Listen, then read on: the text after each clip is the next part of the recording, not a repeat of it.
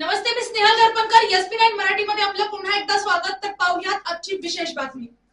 कोल्हापूर येथील borderless world फाउंडेशनचे वरिष्ठ सल्लागार आणि समाजसेवक श्री गणीबाई आजरेकर कोल्हापूर जिल्ह्यात घरगुती गॅस सिलेंडरच्या वाढत्या मागणीमुळे निर्माण झालेल्या पुरवठा समस्येवर तोडगा काढण्यासाठी जिल्हाधिकारी अमोल येडगे यांच्या अध्यक्षतेखाली महत्त्वपूर्ण बैठक पार पडली. या बैठकीत गॅस पुरवठा अधिक सुलभ, पारदर्शक आणि सुरळीत करण्यासाठी विविध निर्णय घेण्यात आले. तर पाहूयात आजची सविस्तर बातमी. जिल्हाधिकाऱ्यांनी सर्व गॅस एजन्सींना घरगुती गॅस सिलेंडरचा 100% घरपोच पुरवठा करण्याचे कडक निर्देश दिले. ग्राहकांनी एजन्सीकडे गर्दी करू नये असे आवाहनही प्रशासनाकडून व्यक्त करण्यात आले. औद्योगिक क्षेत्र, हॉटेल्स व रेस्टॉरंटसाठी सध्या 20% मर्यादेत व्यावसायिक गॅस पुरवठा सुरू ठेवण्याचा निर्णय घेण्यात आला.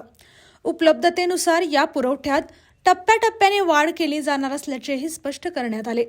मोठ्या उद्योगांना आणि व्यावसायिक आस्थापनांना पाईपद्वारे गॅस जोडण्या देण्यावर भर देण्यात आला.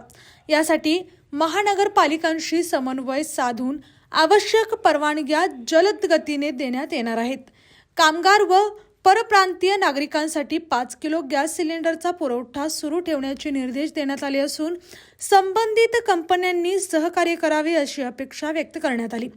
जिल्हाधिकाऱ्यांनी स्पष्ट इशारा दिला की बुकिंग शिवाय गॅस वितरण, OTP शिवाय सिलेंडर देणे, अवैध विक्री किंवा ब्लॅक मार्केटिंग असे प्रकार कोणत्याही परिस्थितीत सहन केले जाणार नाहीत.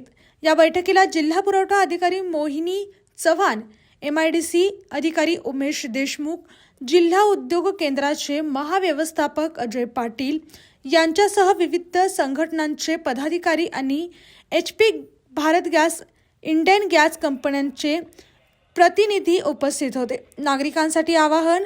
प्रशासनाने नागरिकांना आवाहन केले आहे की गॅस सिलेंडर घरपोच मिळत असल्याने एजन्सीवर गर्दी करू नये, दिलेल्या वेळेनुसारच वितरण स्वीकारावे.